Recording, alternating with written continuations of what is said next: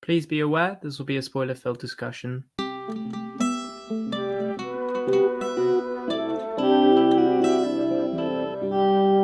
Now recording.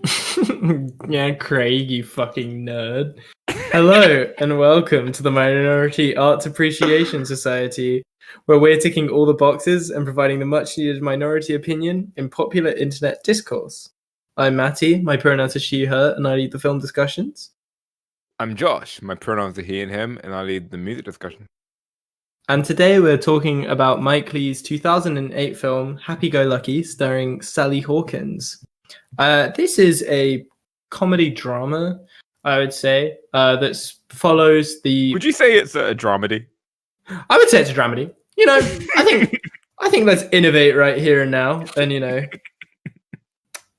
hyphenate and conjoin all those good buzzwords. Less words, big brain, more time. Less words equals big brain. Oh, Kevin.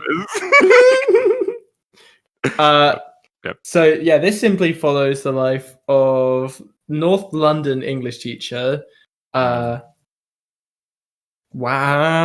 name is...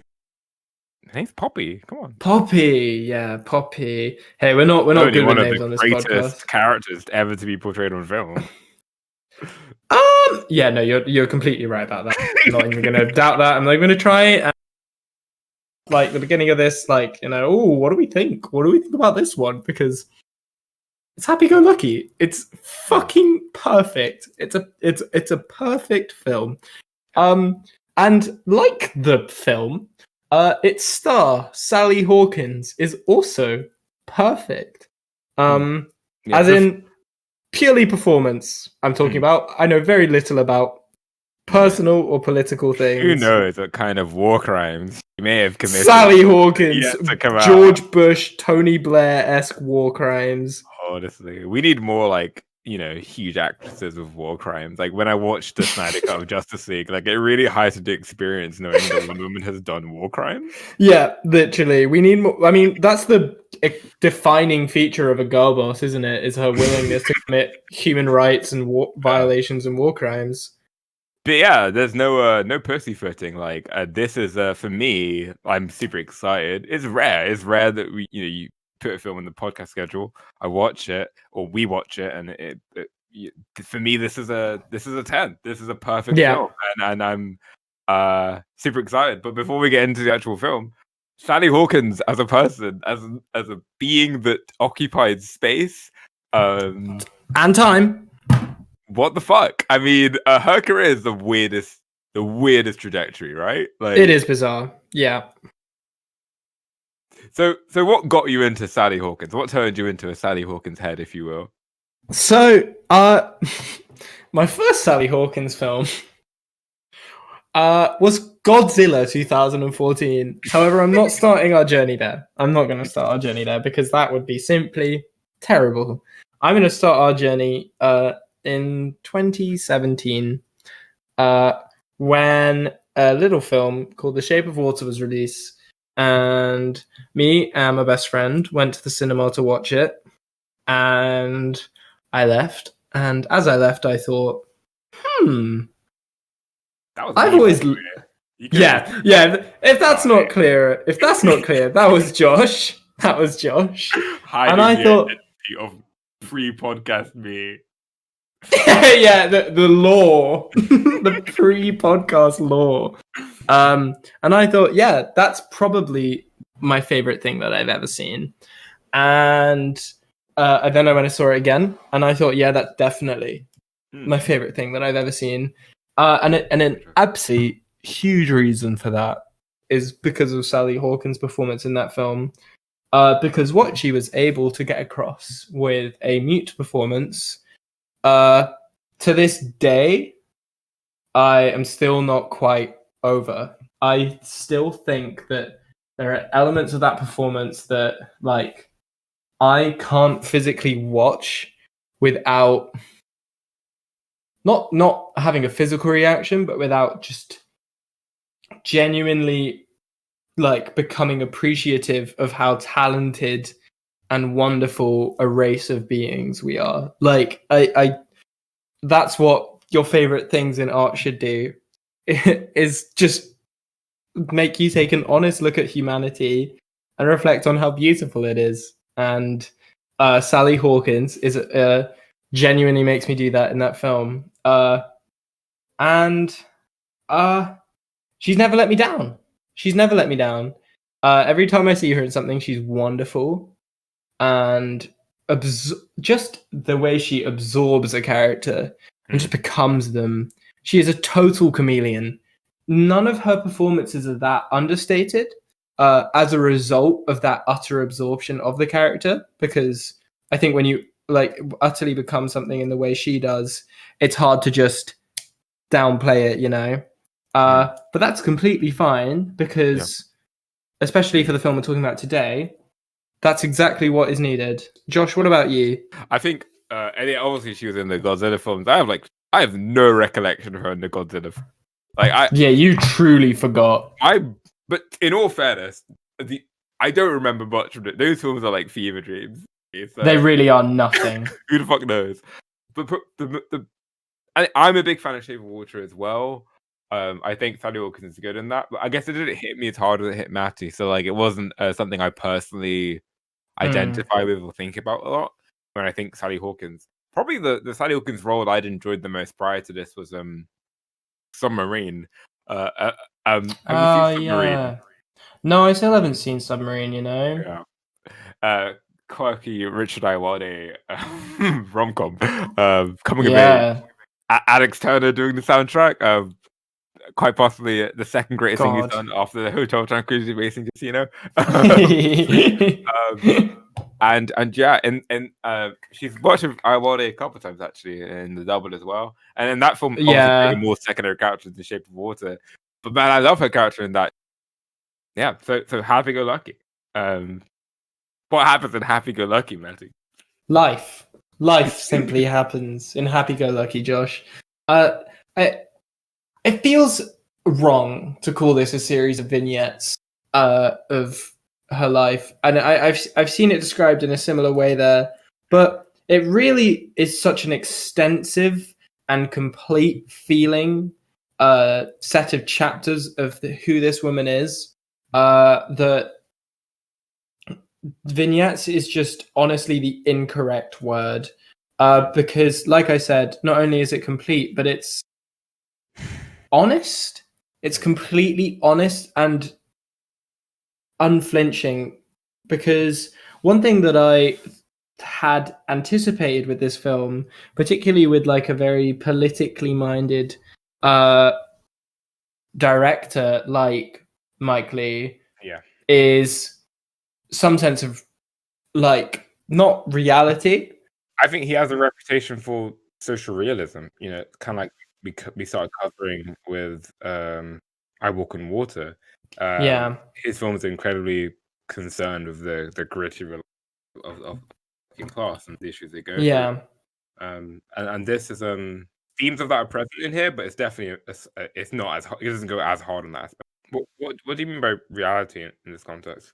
So like, before when I said social realism, I was just mean like the art form about like the working class. That's kind of like the rote definition of social realism. So I feel like in a traditionally social realist film, that a character as everyday and as normal as this wouldn't be allowed to function as happily as they do and as functionally as they do. They are happy, and not only are they happy, but they are okay. Their livelihood isn't threatened, their security isn't threatened by their happiness. And I feel like in a traditionally social realist film, there would be a scene where you see that the happiness is really a mask for a greater like suffering or something of the same. And that's not to say this isn't a social realist film, because there are those moments of reality in the difficult truths of life. But as far as Poppy is concerned, there is no sadness masked by her happiness. She just is this person, and I love that. I truly am so wonderfully here for it. Josh, what were you gonna say? Yeah,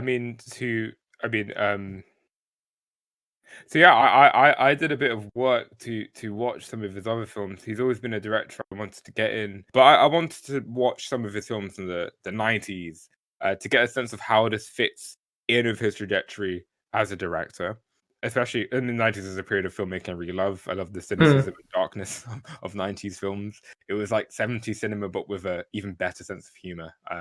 And yeah, and going back to those, I really think the hopefulness and levity of this film is a sign of, in a very personally hopeful way, maturity. I mean, Mike was in his late 60s when he directed this, and I think if you look at his career, how he's been received as a director, he's always been described as creating these intense kind of character portraits. People describe his films as, real character studies of deeply flawed and broken people. And the two films I had the time to watch before recording this were Career Girls, which I wanted to watch because that was a prominently female-led film, and I wanted to see how he handled that in the 90s. And then also Naked, which I was excited to watch because it seems like the exact opposite of this film. It's also a black comedy drama, but from perspective of a guy who talks to random people, but is deeply unhappy. And I think for me, the kind of thesis statement I took from this film is there's always been an operatic quality to Mike Leigh's films. They're very grounded, but also very theatrical. Characters jit and jutter and are very big in how they're performed. Watch Career Girls, it almost feels Brechtian. There are flashback scenes in that film to their college years where a character has anxiety and they will sit in the chair and just like shake and jitter and like scratch their face, and it's like people move like that in life, but it's very theatre, it's very big. It's different to see it on the screen. And here this is much more like grounded and quiet and feels more naturalistic. Like, you don't have these kind of Brechtian theatrical performances. But I do think he's doing a subversion of his sort of character study thing. And I think here the theme is projection, for me. And when characters do come off as operatic or jittery or theatrically big, it's in their big, like, dramatical climax moment where their projection is at a peak. And what I mean by projection is that whereas Mike Leigh, from the films I've seen, normally makes films about quite upset and anxious and insecure people dealing with their shit, here is someone who's fine. She's okay. And we kind of covered this a bit with Sound of Metal, that being like a Twilight film in terms of the end of this guy's addiction and deep depression. I imagine Riz Ahmed probably goes on to live a life a bit like Poppy does in this film, of being secure and being fine. And all the drama, all the kind of Mike Leigh-ness of this film comes from people projecting onto her. And this idea of capturing, they say you make art about the most interesting point in someone's life. And this is a film about someone who maybe has gone through hard shit at some point, but currently is okay.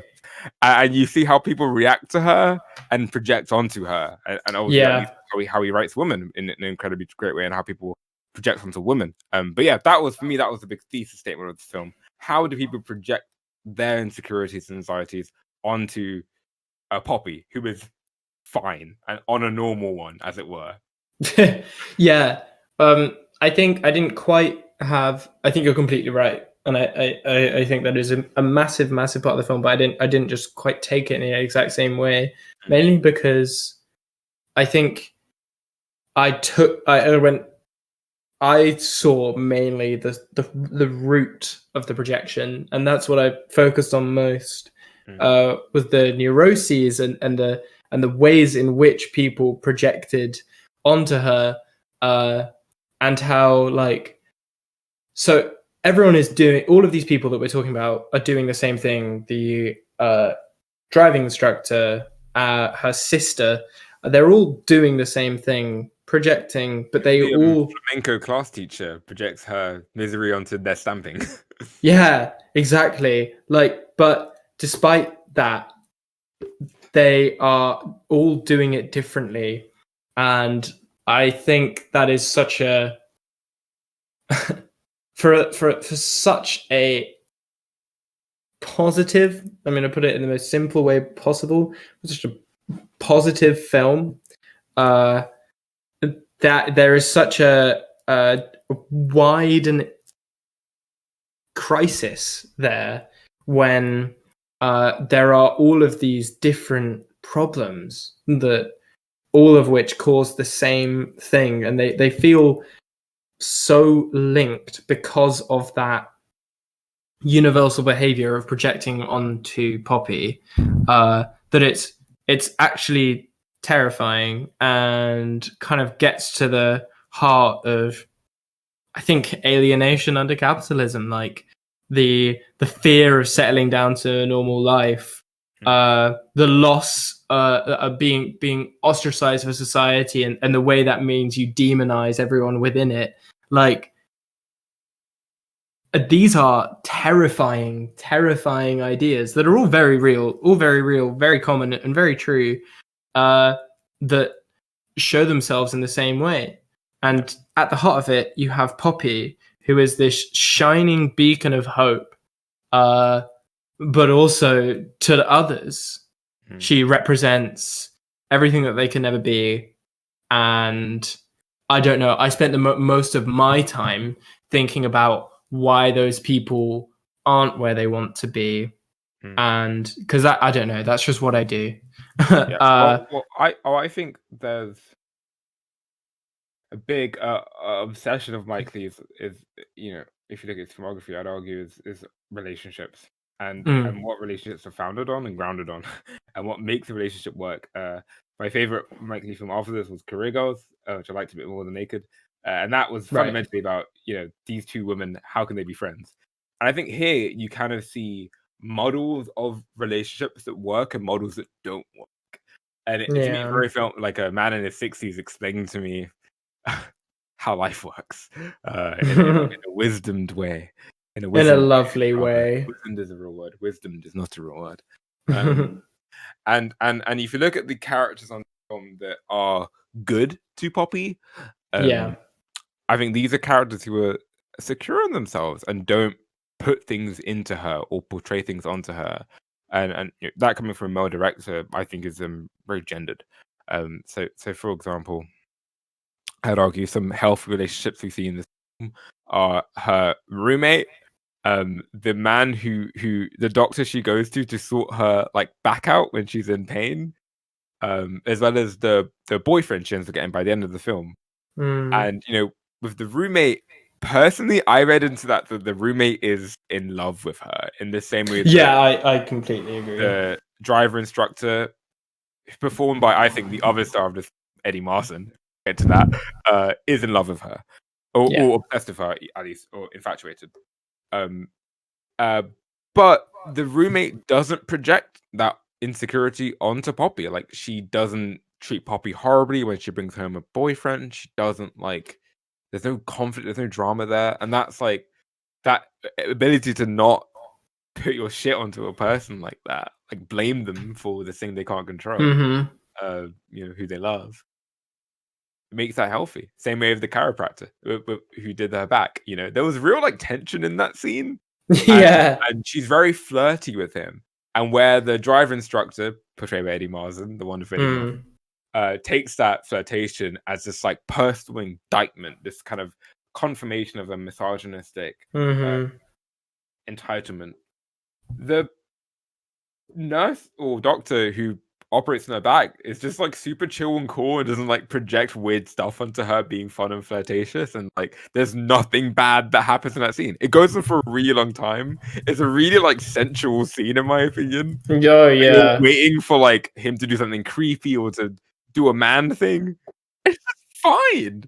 It's just okay. And like examples like this are like kind of the other side of that thesis coming through of the 60-year-old man being like, hey, don't project your shit onto people. Like, it really speaks to a world where people are their own worlds. People just are functioning independently. They have needs like socializing or work that cause them to interact with other people, but they have a functioning ecosystem within them that works for them and thrives, and so they don't need an external source to like predicate upon, to think upon, to meditate upon. But in reality, people are also their own worlds, but but constantly perturbed by outside circumstances. I And think we should all strive to be like Paul. I think, and like the roommate, and yeah, like the chiropractor who works back.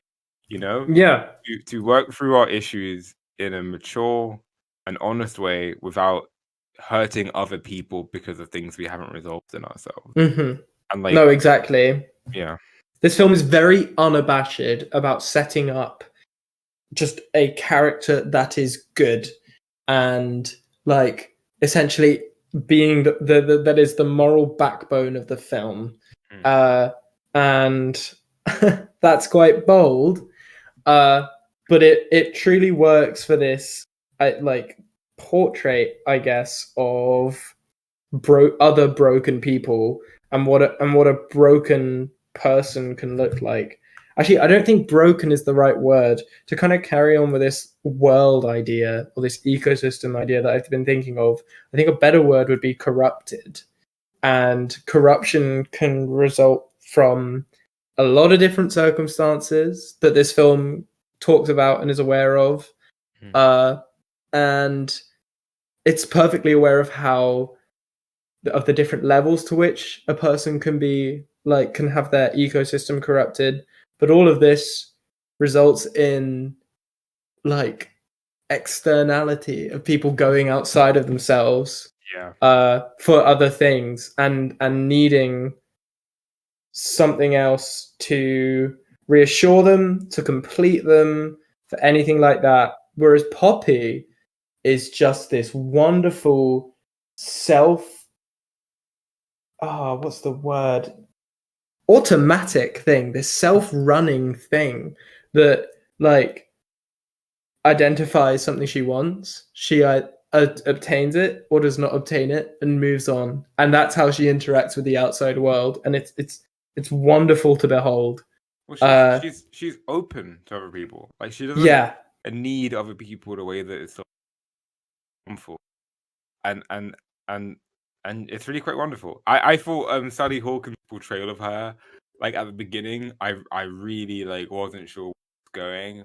And I by the end I'm like, I have no idea how the fuck that works. This is the most obnoxious character. She's sort of for anyone who hasn't seen the film, I'd argue she's sort of a cross between Michael Scott and Fleabag, where she has like Michael Scott's thing of like making jokes in situations where people are clearly like incredibly on edge and like not there for it. Especially like in the early car scenes, strong Michael Scott energy of just keeping pushing with like the jokes on a guy who's like getting increasingly stressed out and like deeply not and he says that, and he brings that up. He's like, you keep pushing, and like and the Fleabag element is like, well, yeah, how risque this character gets, how flirtatious she is, and how sexually confident she is, quite frankly. Like, but without kind of Michael Scott's shitty in general. And Fleabag's clear like anti-heroine kind of angle, also kind of a shitty person intentionally portrayal. So I mean, that's kind of like what I got from Sally Hawkins' performance in terms of like things to compare it to. No, I think those comparisons are completely fair. I think one thing that's missing is this. Not that those aren't great comparisons. I think one thing that's missing is this beautiful compassion she has, while also being absolutely matter of fact about reality. So, like, for example, as a teacher, she is wonderful and calm and gentle. And what she ends up being with the driving instructor is something very similar. Not that that's a character who like warrants that kind of thing. But at the same time, I think in the performance, the notes that I was getting were very similar to some of those teaching scenes where honest, open communication was something that she was desperately trying to foster. And she was trying to turn great difficulty into a teaching moment. And I think the entire performance, she toes this brilliant, wonderful London line of just a sense of humor completely driven towards life, while also just a mature understanding of the facts of reality. She is a person that has things completely figured out, and it is brilliant. Yeah. Well, I guess to go back to our discussion on the social realistic elements that may be found in this film, as well as your kind of aside comment about the driving instructor perhaps not deserving the type of patience she has as a kid. I personally think that the film is saying that the driving instructor and people like that do deserve that patience, and that it definitely is the social realistic aspect of this film. I was talking about this the other day with some mates about racism and nationalism, and for me there's a difference between upper class racism and working class racism. And so socialist leaning directors like Mike Leigh, exploring this in fiction, exemplified this very well. To me, the driver the driver instructor character, again performed wonderfully by Eddie Martin, who blew me out of the water. Didn't know Eddie Martin could do that. Oh my god, right? Reminds me a lot of films like This Is England. If for any of you gamers who've played Disco Elysium, the character of Kuno, This Is England and Kuno from Disco Elysium both find kids who are raised in poverty and dealt a very fucking horrible hand in life, and given this a worldview of nationalism and racism as a community, something that justifies their suffering and makes them feel better. And I think racism is an abhorrent philosophy. It's just that in working class racism, the roots of it are in a disparity, in alienation, in neglect, and the film very directly draws a parallel between the kid who is hit at home completely and therefore lashes out in school, with the driver who is heavily implied was bullied as a kid, probably dealing with brain stuff, and lashes out on minorities and on kind of this woman, and how there's this line, a theme in these films, especially Naked, about these are the bits of London that no one checks, and they gradually get moldier and molder because no one's taking care of these people. Yeah. And there's a line where the instructor says that, oh, I can't believe you're so haphazard, you're so, whatever. And she's like, oh, I can't believe they let you teach people. Yeah, I guess I slipped through the net. And he's like, you are the fucking net, Yeah. But really, the net, being, my opinion, the kind of post-Thatcher England hell world, is that of austerity and neglect that lets people like that car driver become so alienated. Yeah.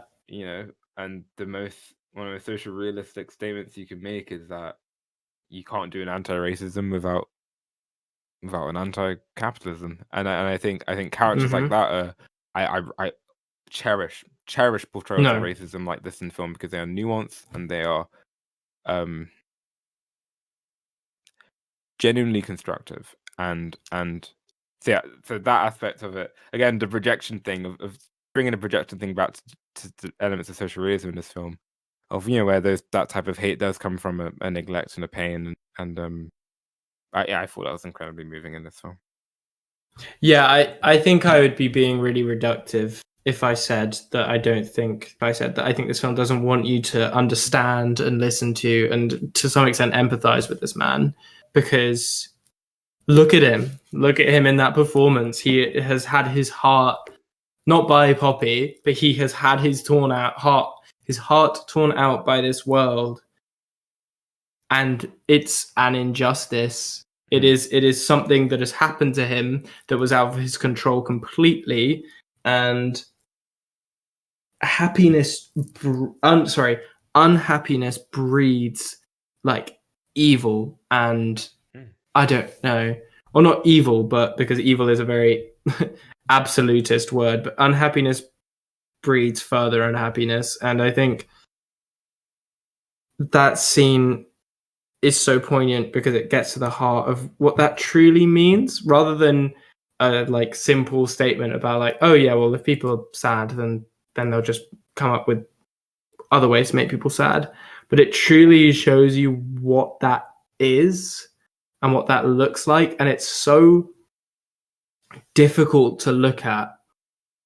It's such a difficult to experience scene, especially when you're looking at Poppy, who, despite her composure and like maturity up until this point, like clearly just doesn't know what to do with it. Just is like in awe almost of this just profoundly human outburst, and like isn't in the moment equipped to deal with it. And I don't know. Well, I mean, to quote Armand Hammer, "Hurt people." Yeah, And exactly. And I guess earlier on you were talking about observing more the roots of why people project in this film. That was incredibly important to me as well. And I think another scene that exemplifies that really well is the one with the sister later on. And I Oh think, my again, god. that alongside the driver instructor is basically part of this film's point. I think that people's, Mike Lee's obsessed with happiness.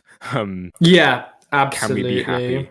And I think lots of people's discontent comes from systemic kind of structures that instill belief systems and ideology, right? Yeah. Like there's a funny conversation early on where the parents are talking about like, oh, it's so bad that the kids on their PlayStations and the DSs and society's going downhill. And later on, we get this scene where the younger sister, the Socrates of this film, the all-knowing wise younger sister. I love the younger sister. Oh, she's so Just good. wants to like play the PlayStation. And Yeah. and clearly these adults are like projecting insecurity onto their so true. seeming inability to connect with children, right? But also the sister's response to like, no, you can't fucking turn on the PlayStation, and getting so angry at Poppy for like being okay, even though she didn't give in to, let's face it, systemic gendered pressures that to have value as a woman, you must have a child and be in a conventional marriage with a man and have a family and have a good career job, Yeah. The projection and discontent, the roots of that is a systemic one, and yeah, this film got that point across so clearly and so poignantly. Yeah, that what really struck me about that scene is how quite unabashed the performance is, with how quite cruel her sister is.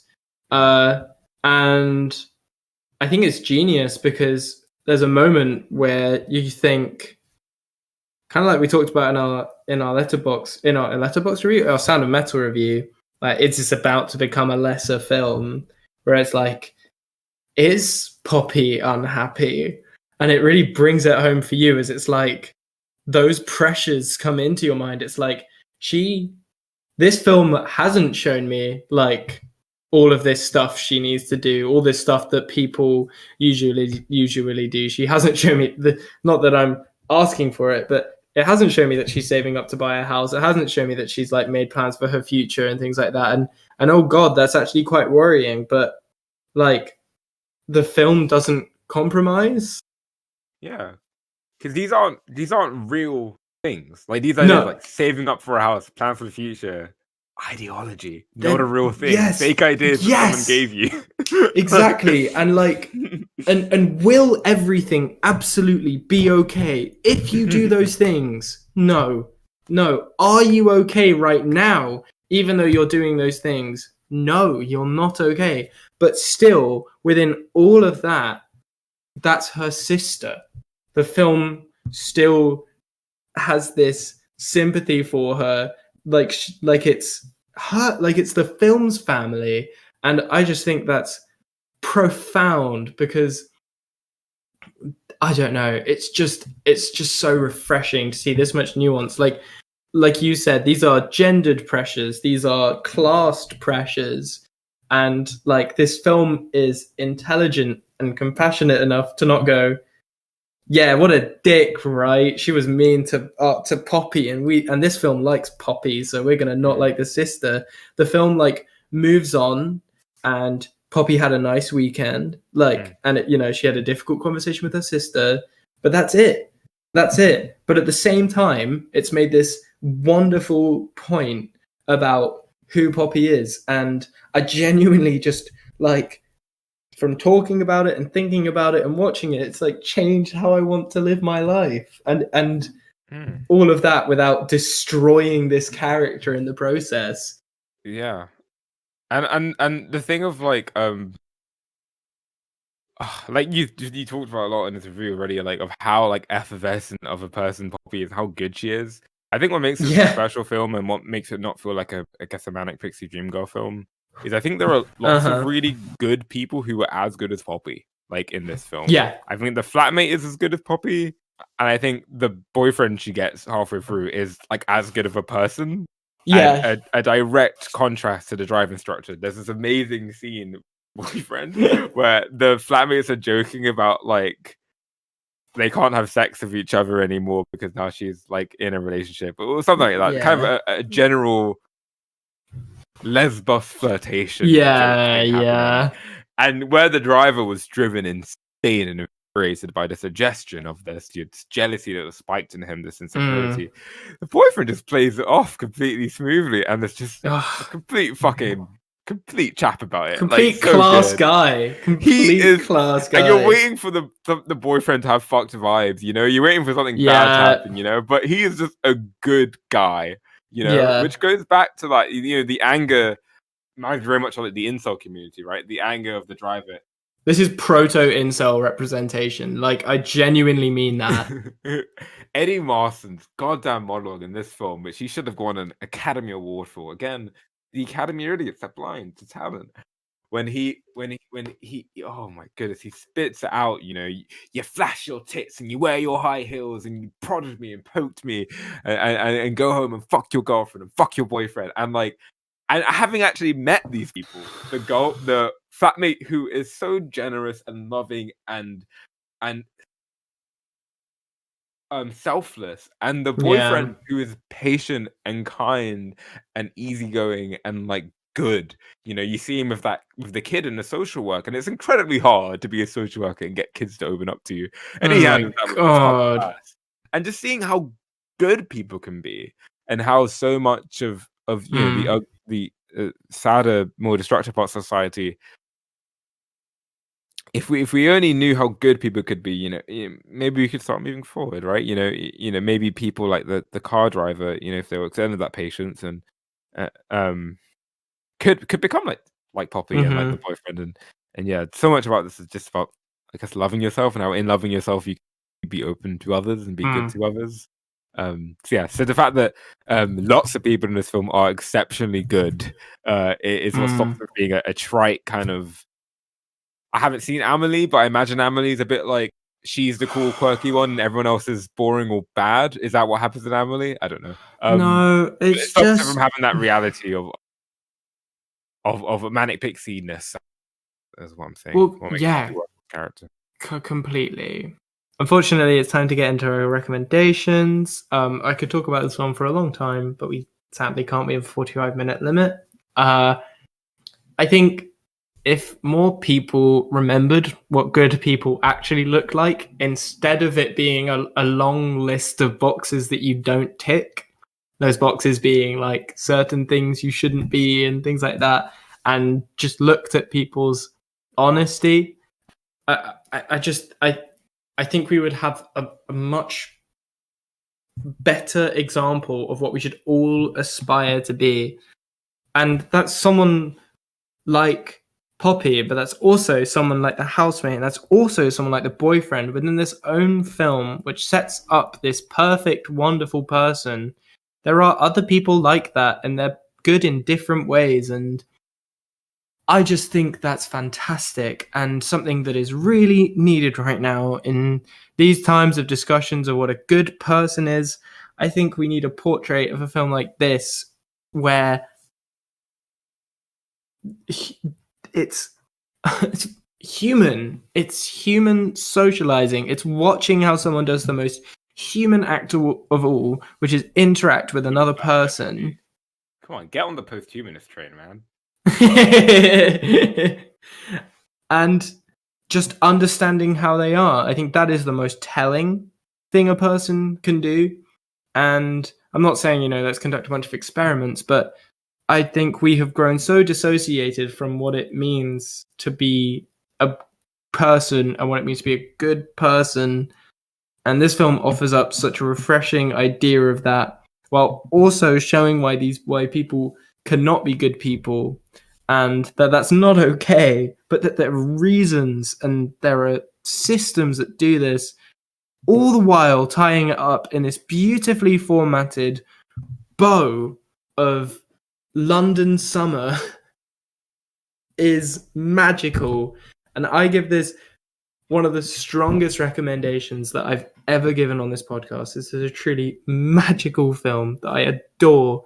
And I think everyone should watch it and come into it with an open, gorgeous heart that you have somewhere. Because there is something for you to learn in this. Yeah.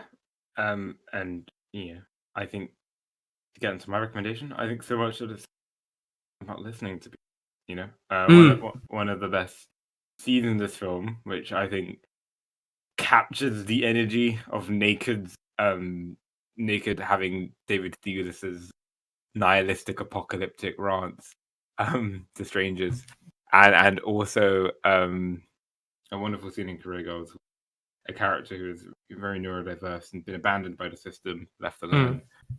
Tries to communicate but can't fully. We get that with Poppy talking to the man who she assumes to be homeless, but turns out isn't homeless, the bearded man under the, I believe, train tracks or something. And it's an amazing scene where he doesn't say full sentences. He just repeats, and she, and well, and she just listens, right? Yeah. And so much of this is just about listening, about maybe happiness, if there is any happiness, is in openness, is in clearing a field for the people around you to be really with you, instead of letting them be kind of things you project onto, just let them be. And I think the greatest lesson from this film is to listen, and that we can meet some sort of love and happiness. So yeah, I give this the strongest of recommends. This is one of the best films I've ever seen, and yeah, I hope you'll watch it. It's great. It's wonderful. It's on Amazon. And with that, sadly, the episode is over. Josh, what are we going to be talking about next week? So next week, we're back to 2021 boxes, and we'll be discussing Armand Hammer's Haram, produced all the way through by Alchemist. Yo. Featuring the likes of Kelly Chris and Earl Sweatshirt. So I'm so ready, dude. Yeah. I look forward to that discussion. Kill the cop in your head. We're doing Arm & Hammer. So catch us. Cool. Thanks for listening. Goodbye.